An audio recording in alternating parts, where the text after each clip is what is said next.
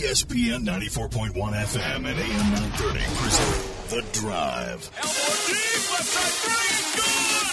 From 30 feet, John Elmore! The Drive with Paul Swann. It's Friday, September 7th. Your drive begins now on ESPN 94.1 FM and AM 930.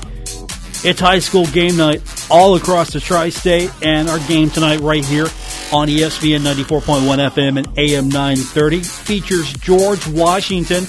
They're 1-1. They are taking on undefeated Huntington High School. Also, we're going to take a look at probably the game of the night across the state of West Virginia, which is Spring Valley at Cabell Midland. We're going to hear from the voice of the Spring Valley Timberwolves later on, Matt Perry. And then Jason Toy is going to give us an interview with the head coach of the Cabell Midland Knights. So we're going to hear from both sides of this one tonight. So that's our show. Plus, of course, your phone calls. We'll do that later on as time permits. We've got a really busy show tonight.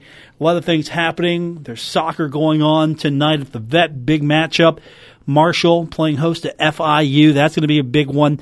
That's at 7 o'clock, I believe. Also, tonight, the annual Hall of Fame dinner is taking place for Marshall. It's a really mixed class, diverse. Dewey Klein's there. Josh Davis is there. These are football guys. Dave Piepenbrink's there for baseball. You've got from volleyball, Kellyanne Billingy. She's there. So there's a huge list of athletes coming in. You're going to see them all tomorrow. I don't want to go over the entire list right now because I'm sure I'm going to miss somebody out. So we'll talk about that later on. But we've got high school football across the Tri-State tonight. In West Virginia, just taking a kind of a look at what you've got. We mentioned George Washington and Huntington. We mentioned Spring Valley at Cabell Midland. That's going to be huge. Winfield is at Wayne. Lincoln County is at Tulsa. You've got Buffalo at Poca. Hurricane is at Capital. And Warren Local out of Ohio at Point Pleasant tonight. In Ohio, Ironton's taking on Fairland Oak Hill. It's going to be taking on Rock Hill tonight. Coal Grove taking on Portsmouth West. Also, Albany Alexander is taking on South Point. Portsmouth is at River Valley. Gallia Academy is at Jackson tonight. And, of course, a game you can hear on our sister station, Cat Sports 93.3 and 1340. Sims Valley taking on Chesapeake. Now in Kentucky, you've got Russell at Ashland to win that one pretty big. Russell's good, but I look for Ashland to win that one. They were really good against George Washington, so Ashland's been pretty impressive so far. Estill County is at Boyd County. You've got Raceland at Greenup County. Fairview is at Lewis County, and then Lawrence County is at Powell County. So those are the area teams pretty much in our listenership that you want to follow tonight. Of course, as I mentioned, if high school football is not your thing, you've got soccer going on tonight. The Herd can really need you to come out and support them tonight. That's what you look like on a high school football Friday night all over the Tri-State. Big-time matches. But, of course, tomorrow, Saturday, Marshall and Eastern Kentucky. We're going to be a different position tomorrow. We're going to be closer to the M Club, bigger stage, Boulder Axe. It's going to be a real party tomorrow. So I'm looking forward to all that that's going on tomorrow with Marshall and EKU. So we've got that. And, of course, we are going to get started here in a few minutes. We've got interviews galore. We're going to talk to Matt Perry here in a few minutes. We're also going to talk to Woody Woodrum later on this hour, and we're going to talk to Jason Toy. He's going to interview with Luke Salmon. So I'll tell you what, we'll get our first break in now so we can get these guys on. We'll take that. We'll come back. Then we'll start off with Matt Perry, who's the voice of the Spring Valley Timberwolves. He'll get us started on preview of tonight's game, probably the biggest game tonight across the state of West Virginia. Woody Woodrum will join me later on, and then we'll hear from Jason Toy, then your phone calls. It's The Drive on ESPN 94.1 FM and AM 930.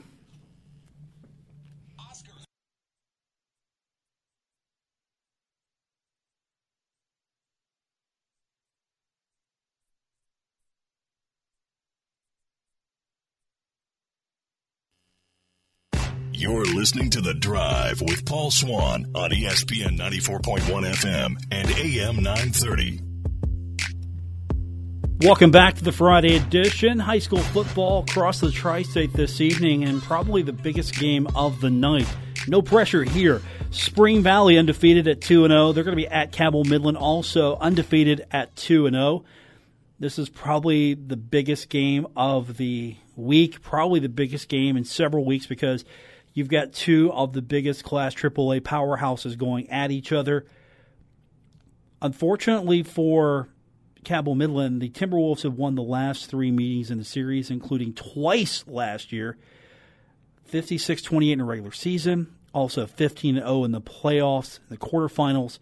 And Matt Perry's joining us now on the program to talk more about that. So this one's an important game for Cabell Midland because Spring Valley, as of late, has really owned the series. And if you look at rivalries, this is it. It's not Huntington Cabell Midland. It's not Huntington Spring Valley. It's Spring Valley Cabell Midland. Here's where the big rivalry game is.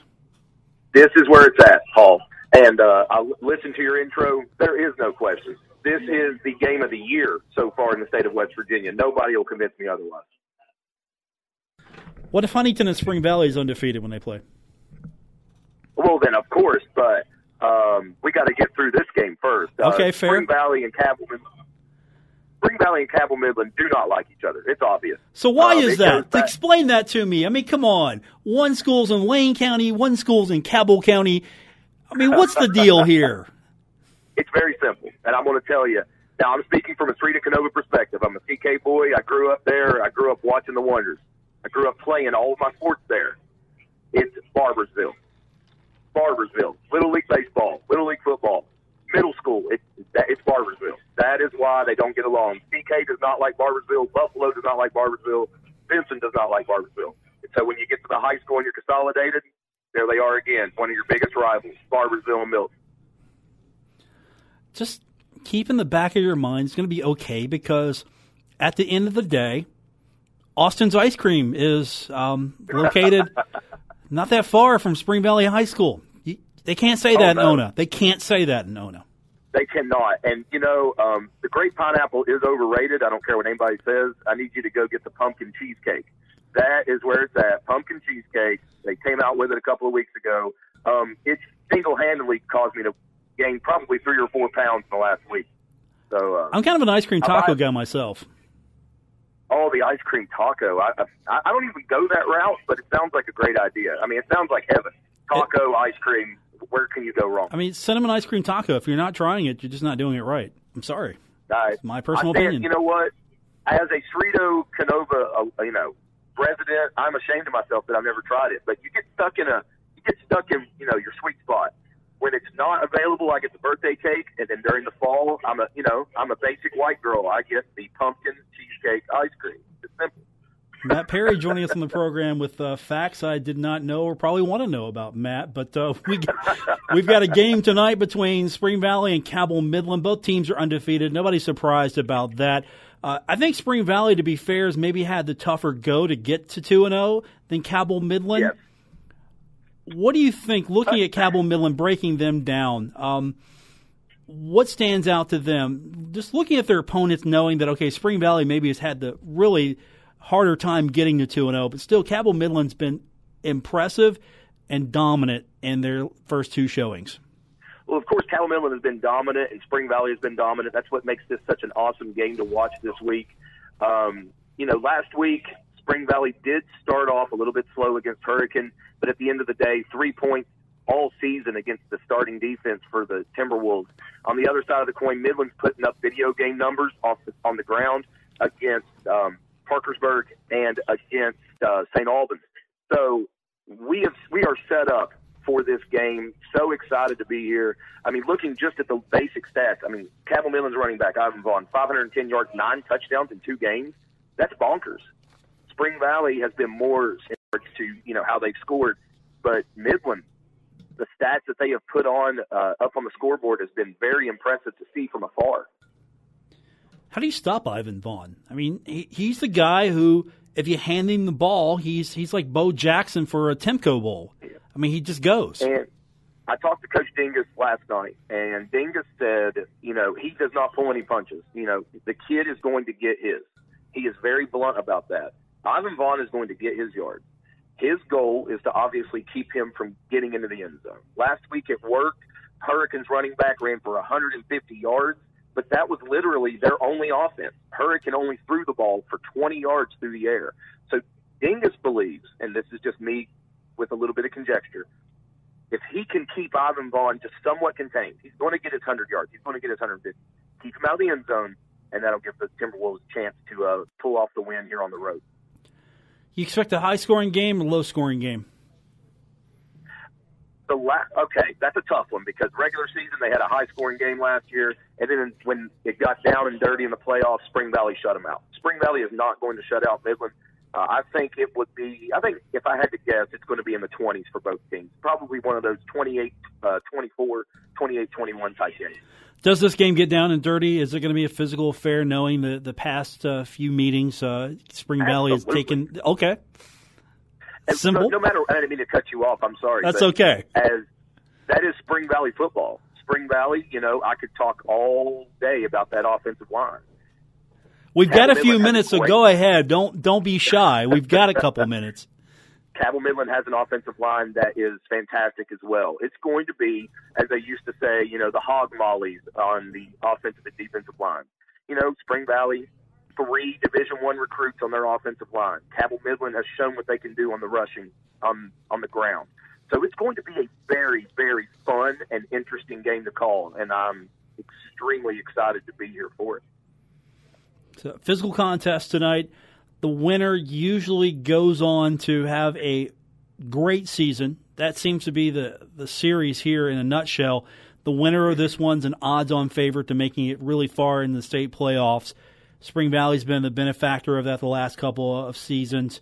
So this one, I think you're right, probably the best game in the state for a long time until another big-time with consequences game shows up, and I don't know what that game will be and when it'll be played. How is Spring Valley? Are these kids business as usual, pretty loose, or are they tight knowing that, all right, this is going to be a huge contest? With all of that backstory, all that history you just threw out at me earlier, what's the mood of this team? From what I can gather, it's business as usual. Obviously, these young men are going to know that this means something. This means a little more. It's it's Midland week. I've had people on my Facebook when I was hyping up the game. They said Midland week. That's the hashtag going on with all my Spring Valley alums. Midland week. So it means something to the parents of these kids. It means something to these kids who have grown up playing Barbersville and Milton their whole lives. It means something to the announcers and the alumni. It's a big game.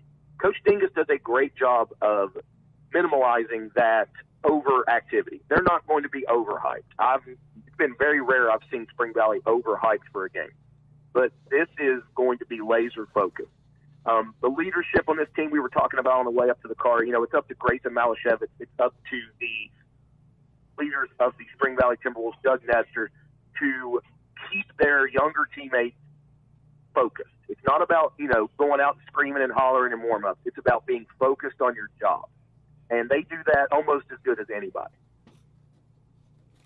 Joining us on the program, the voice of the Spring Valley Timberwolves, Matt Perry. Tonight, it's Spring Valley taking on Cabell Midland. Of course, we're going to have double coverage of this one. Not only can you listen to the Spring Valley side of things, you can also listen to the Cabell Midland side of things. Of course, you are going to be on 92.7 and 98.5, the planet for Spring Valley fans. And heading up to the Castle tonight, what kind of crowd are you expecting? Did everyone shut down at 4, 5? I mean, is everything locked up right now? I mean, can I go to Austin's Ice Cream and get some ice cream before this? What's going on?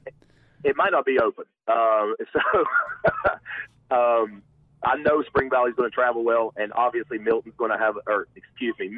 going to have a full sideline. I think it's going to be a packed house. I was talking to some parents of Spring Valley players earlier today, and they said, I'll probably see you up there as early as you get there because I got to have a parking spot.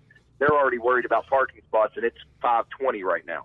So we're 2 hours from kickoff, and there's already fans on the Midland side getting their chair backs put in. There's already people over on the Spring Valley side staking their claims. There is a big fight field for sure.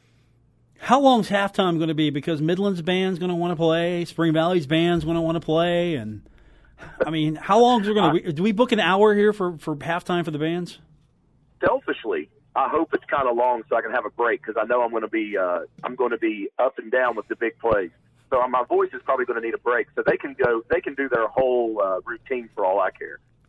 Do the bands get along? I mean, come on, anybody, the bands always get along. So I know, I'm going to go ahead and say I know nothing of bands. I'm assuming that they're okay with each other.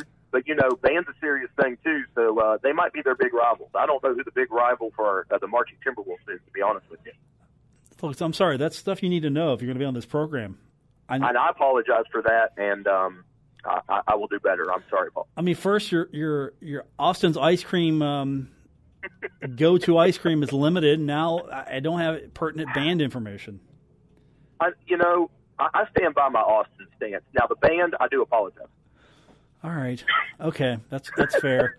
So tonight you're going to be in the booth. You're going to be up there. Jason Toy's going to be on the other side. I mean, does the rivalry extend to the play-by-play guys? That I need to know.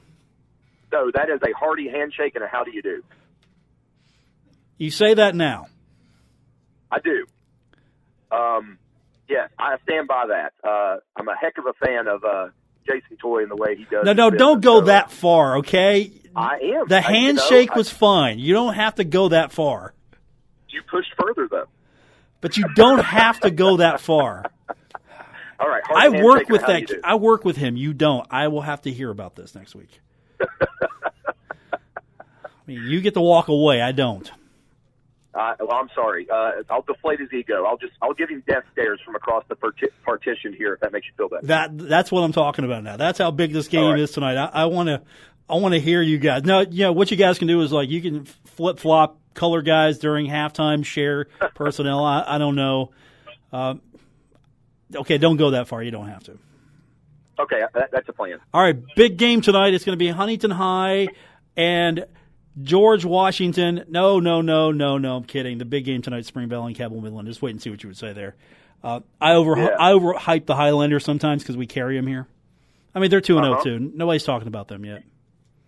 Not yet, especially with the games that Spring Valley has played. But as you said, I mean, you're already looking forward to that second and last game of the year. That's going to be fun, but we got to get through this 4-game road trip first. I mean, Midland tonight, South Charleston, then G-Dub, then Capital.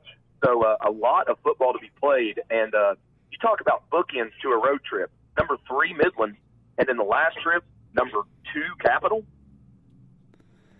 Good luck. We'll find out what happens tonight. And, of course, you can catch that on 92.7, 98.5 The Planet for the Spring Valley side of things. Just remember, next week, try the ice cream taco, okay? I'm going to get it. That's for you. Better yet, just go get me one, too. That would be even better. Okay, deal. I'm in. Fair enough. Matt, good talking to you. We're going to do this again next week. Thanks, buddy. Appreciate it. Sounds great. Have a good night. I like that guy. I like a guy who rolls with his show and has fun. When we come back from break, you know a guy I like also? Woody Woodrum. He joins me next. It is The Drive, ESPN 94.1 FM and AM 930.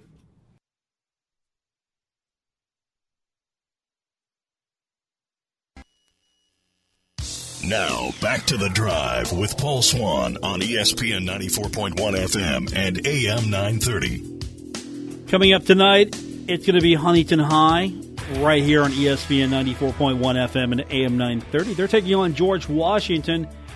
Part of the broadcast team that's going to bring you all the action is Woody Woodrum. He joins us now. And tonight, Highlanders back on the video stream as well, so people get to hear you, maybe see you, but all in all, this is going to be a big one tonight. I mean, this might not be Spring Valley Cabell Midland big tonight, Woody, but still, this is important as Huntington High trying to stay unbeaten. At the same time, George Washington would like to forget about what happened last week. Yeah, well, it's not quite as big as maybe, the only rankings we have right now are the power rankings from Metro News. And they have number 3, Spring Valley, at number 5, Cabell Midland. But this is number 10, George Washington, at number 4, Huntington. And, yeah, you're right. George Washington's defense has been porous, allowing 80 points in its first 2 games. although with Grant Wells as your quarterback, they almost got away with it. They beat South Charleston 45-30. They turned around last week and lost to Ashland 50-28. And, in that game, Grant Wells threw 62 times, completing 34 of them. That's over 50%. 379 yards, 3 touchdowns. He also rushed 9 times for 112 and 1 more touchdown.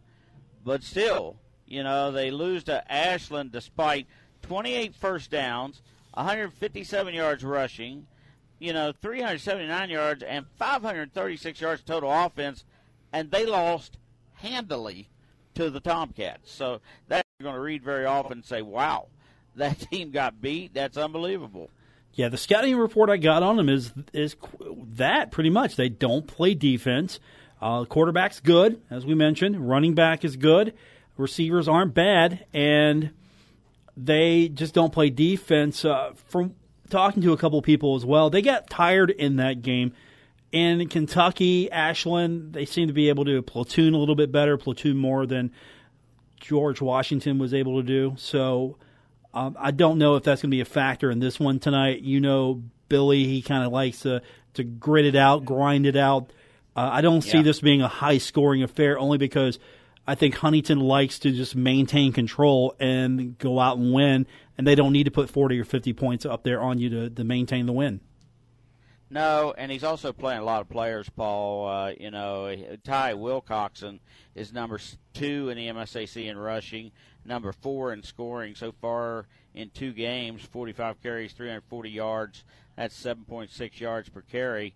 He's got 24 points. That's 4 touchdowns so far. He's also the leader in punt returns for this team. But junior Diallo Mitchell has run 20 times for 129 yards. That's 6.5 yards a carry. For him, Bryce Damus is their H-back. He's got 1 carry for 1 yard, and that was a touchdown. He's also caught 4 passes for 67 yards, about 17 yards a catch. And that's the other thing. The running backs catch the ball really well out of the backfield. So, they're going to get Chris Brown back. He was out last week against Riverside, but back this week. And you match him up with Geronimo Mitchell, who had a catch for 12 yards against Riverside. Corbin Page, a freshman, who had a catch for the long reception of the day, 1 for 35. Stephen Perrine, the outstanding tight end, caught 1 for 29 against Riverside. So Tay Blackwell is kind of working his way into being a starter. But so far, he's done a pretty good job. The number's not quite where he wants to be, only completing 34%. So far, 10 of 29 with 2 interceptions, but one of those was kind of a throwaway. He's also run 8 times for 48 yards, all that coming in the last game. But in the last game, he threw an interception for a touchdown, and he was tackled in the end zone for safety. So the junior, who had to set the last couple of years behind Zaban, who's now over at Marshall, he's trying to work his way in there. But, Paul, I think it's going to come down to up front, and that's where it usually does. And for this GW team, they don't have a single starter on the offensive line that goes over 220.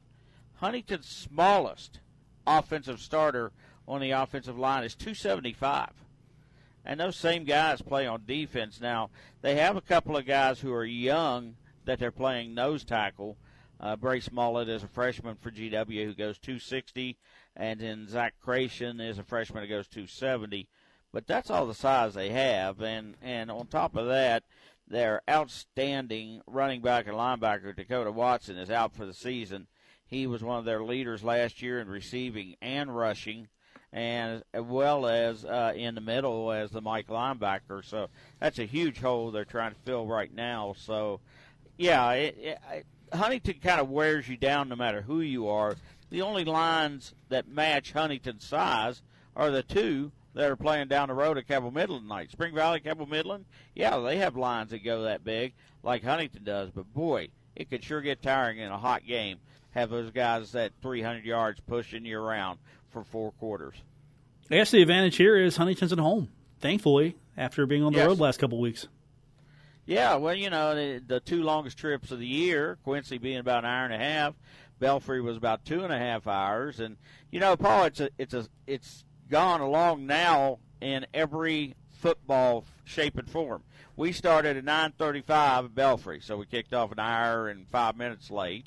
Of course, the NFL kicked off over an hour late last night, and the Thundering Herd started 2.5 hours late last week. So everybody's having trouble getting out of the gate early. But, yeah, Huntington's back home.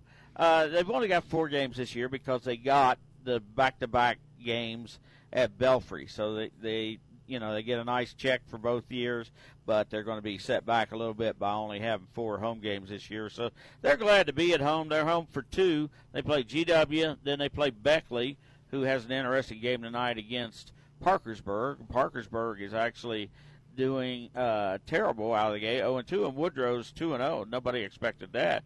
But, Huntington should be, if they win tonight, they should be 4-0, and then they have an open date. And then they really get their test. I mean, at South Charleston, Hurricane here, at Capital Midland, Parkersburg here, and at Spring Valley.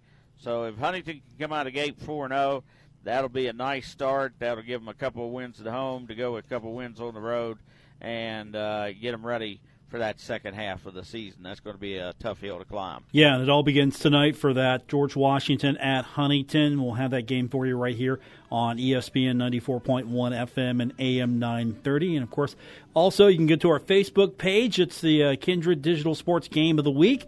That's what we've got circled for you tonight, so you can watch that one as well. All the ways to watch the game and listen to the game, we've got you covered. So you're all over. You're going to be internationally known soon, Woody, with all the global appearances you're getting on the video stream. Yeah, there's some interesting games tonight. Like I said, Parkersburg and Woodrow, nobody saw that one going that way. And I think another one, University's 1-1 and Brooks 0-1. The team that gets a win there will certainly have a leg up. Riverside and Ripley. Ripley's going pretty good these days. I think they're going to keep running under Eddie Smolder, doing a good job, even though they've dropped out of the MSAC. I'm sure Huntington would like to get them back on the schedule. They had played Huntington pretty much every year for the last 5 or 6 years until they dropped out of the league, and then you got to go 4 years without playing anyone, and Huntington has already scheduled Princeton, who's done their bit of setting out already. But some of the other games in AA games will be good tonight too. I think Logan and Mingo Central could be a wild one. Both of them play a lot of offense tonight, so that should be a nice game to keep an eye on this evening. Anytime you get you have to go to Man, West Side's got to make that trip. That's always a fun trip to go up into the cold country there. Buffalo and Polka, how about how 2 programs have changed? Polka went 4 years without winning a game. They lost like 40-some in a row, and they are now on about a 6-game win streak since last season. They have matched their win total of their previous 47 games when they were 2-45 from 2012 to 2016. So they're 2-0. And Buffalo, who's been very, very good in Nicolay, is 0-2 to start tonight, so they need a win. Chapmanville and Winfield was a game that normally would be a good one, but quite frankly, Winfield should win that game rather easily at home, I think. And, we'll have all the scores. Wheeling Central and East Hardy is an interesting matchup in single A tonight, so Fayetteville at Richwood, that'll be a good game, too. Fayetteville's last year of having a team there, so and Fairmont Senior and North Marion in AA also. Those are 2 longtime rivals, and they're both off to a pretty good start. So should be another fun night of football, not only in West Virginia, but Ohio and Kentucky as well. Yeah, by the way, thanks for mentioning that Winfield game, because I've got it incorrect on my schedule. I must have pulled up a wrong schedule. I had it at Winfield at Wayne earlier, so I just want to correct myself there on that one. So, Chapmanville, Winfield, I know who you're rooting for in that one.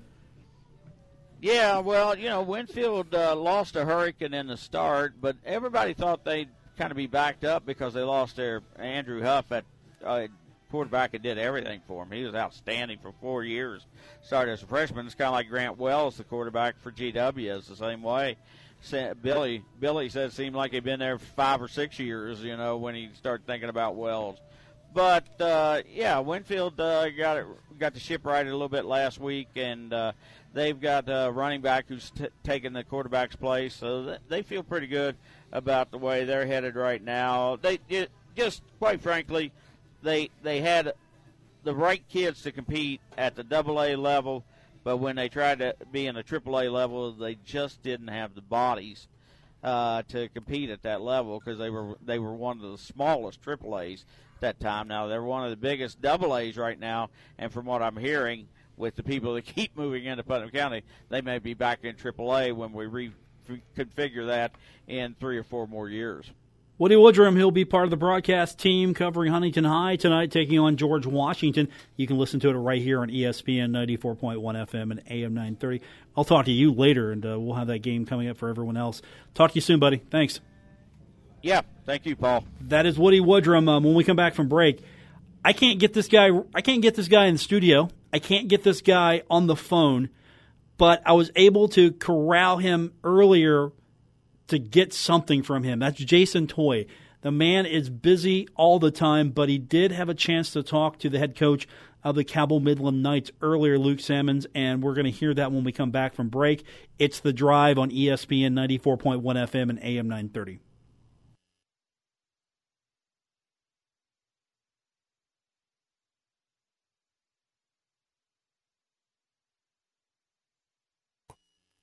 Buckle up. Paul Swann has the wheel on The Drive, ESPN 94.1 FM and AM 930. Welcome back to this edition of The Drive. We've got a big game coming up tonight. You can hear it all over Kindred radio stations. But the Cabell Midland side of the Spring Valley Cabell Midland conflict, if you want to call it that, coming up tonight on 97.9 The River, featuring Jason Toy. He had a chance to catch up with the head coach of the Cabell Midland Knights, Luke Salmons, and let's turn it over to Jason. All right, thanks a lot, Paul. We are joined now by the head coach of the Cabell Midland Knights, Luke Salmons, as we get ready for a big matchup tonight against Spring Valley. And, Coach, before we talk about the game against the Timberwolves, let's go back to last week at Parkersburg. Your team comes out with the victory. It wasn't a pretty win. You had some setbacks throughout the game, but when it counted, your team stepped up for you, bringing back the W to Ona. Yeah, I thought they played well. Our kids played, they're very physical, and they play with a lot of energy. You can see it. Anytime you go on the road and win, it's great, especially in our conference. So it was good. Good team win. Wasn't a perfect win, but you got to enjoy any win. And they're a good football team, so we're happy with that. Things to improve on, eliminate mistakes, and things like that. But we didn't play our best, but our kids did a good job. And, it showed they played hard and they played with purpose. You know, one of the things I noticed offensively, and we're able to move the football at will, it seemed like at times, and at other times, like you talked about, they had some mistakes that kind of pushed you back, and just when it kind of seemed the back was against the wall, you guys stepped up and knocked off a big play, and Ivan usually was the guy that was on the back end of that play. Yeah, Ivan did really well, and the line did good, and, you know, anytime you win, it's a team thing, but at the same time, that's the things that we can't do this Friday, or, you know, moving forward. You know, we can't, you know, have a lot of stupid mistakes, just bad penalties or whatever. So, not all the times you're going to be able to get out of that. And I think our kids have learned that, and it seems better. You know, they seem more focused about that, and so on. So I'm just excited about seeing, you know, where they're at from the next week to the next week. So, but you're right. It's just, you know, you can't have those mistakes. You know, as a coach with an offense that over the years has prided itself on the way it runs the football, and this year with Jay School at quarterback and the way he can throw the ball as well, when you look at the final stats from the game last week against Parkersburg, you had double digits in pass attempts, which is, you know, it's, I guess, something folks got to get used to a little bit now with this offense, and I know it's got to make you pretty pleased because I know it was a point of emphasis. You want to be able to get the passing game up to speed. Yeah, and it's going to continue to get better, you know. I just but, yeah, I mean, Jace can throw, and we got good kids who can catch and so on. We weren't in great rhythm the other night, but we'll get there, and it's going to be a process. And like we say, by the time we get to week 10, hopefully that we're able to do a ton of things on offense from throwing to running and so on. We want to be more balanced. But anytime, you know, the kids in double digits for us, that's a good thing. So hopefully, you know, we can even improve off that. You know, you talked about the way Parkersburg played. They were without their big ace, their big wide receiver, but still a lot of talent on that field for the Big Reds last week. And defensively, your team really stepped up. I know they tried to test you in every way they could, passing the football, which, you know, and running the ball with that great back that they had as well. But your defense in the end came out on top. But what did you learn anything more about your defense from that game? Yeah, I feel good that, they play hard. They're physical. They made some mistakes, but some of the mistakes were mistakes off of, just penalties and things like that. So I think that's things you can improve on. But they played hard. They played with a purpose. They were very, they're going to continue to get better. Some of the things we're doing on defense is moves. But at the same time, I just see them getting better. So you got to be physical and tough and all that. And they have that. The mistakes they'll improve on. So. You talked about physical, and there were a lot of big hits in that game last week. And I know some of them that I know you guys were questioning on if they should have been a penalty, and I know some of the fans in the stands and myself as well. So how do you maintain and trying to keep your composure and cool when you had a series of calls that went against you like that last week? Well, I'm on the kids' side. It's not easy to be a referee, but at the same time, I'm going to worry about our kids. And if they make mistakes for hitting too hard or being too aggressive or something, I'm fine with that. I don't want them to get penalized and be stupid. But at the same time, if they're aggressive and they're playing football how it should be, I'm not going to punish the kid. But if they're doing something stupid or something they can't control, then to me, it makes me upset. But the coach, you can't worry about the refs. You can't worry about anybody. The only thing you can worry about is what you do. And if you lose your composure, then the kids, they're going to be the same way. So I think you got to keep them in, check. But at the same time, the kids got to know that you're supporting them as well. One of those calls that went against Zach McCoy, and the fact is that Zach is such a big guy. It's like an immovable object. Looked like the back just ran into him that time. But that's the one thing you get with Zach. He is a hard player, and the great thing about it, he's only a junior. Yeah. He's a big kid. He's good. And I think he's going to continue to get better. He didn't play defense a lot last year. And, we're able to use him a lot more defensively this year. And, he's 25 pounds. And, anytime you got that, and he's tough and physical, and that's a good combination. So I think he's going to be a special player. He's going to get better each and every week, and you see it.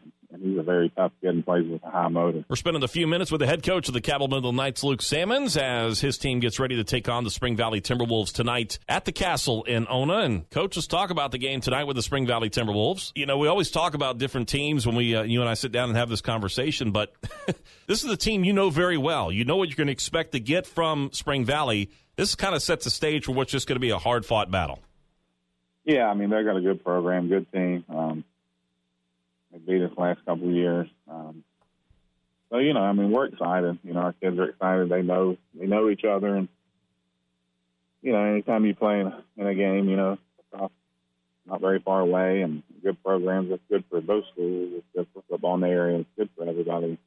It affects people, and it's exciting. And anytime you have that, it's a great thing. So, both programs have came a long ways, and, it's exciting to be a part of it as a coach. And, it's great for our kids, they got things that you can never get back, and they're excited. But we respect them, but at the same time, it's going to be a war, and we prepare for that, and our kids understand that, and each and every week in our conferences like that. And Spring Valley is one of them, they're a tough team, and you got to play well and take care of the ball and be more physical and just, play a good football game, but have fun at the same time. So, it's week 3. It's not the finals, or it's not, week 10, we got to continue to get better after this game regardless. And I feel good about the team. I feel good about where we're at, and, I'm excited.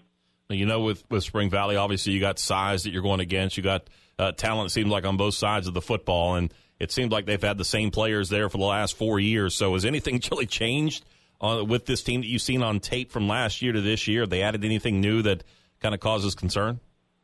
Well, they're big, of course, really big. They got big backs, big across the board. So, we got to control the line of scrimmage, and they got good backs who run hard. They lost some good kids. The Porter kid was really good, linebacker. They lost him, but they got some form. But every good team, loses good kids like us, and then we have to find somebody, and we might have to be a little bit different. And that's kind of how they are. They lost the Johnson kid at quarterback, and, the other kid's doing a good job, but he's just different. He's a younger kid. And so every team's different each and every year. but they're still good. You know, they just might be a little bit different, but they're still the same. So it's kind of similar, but a little bit different.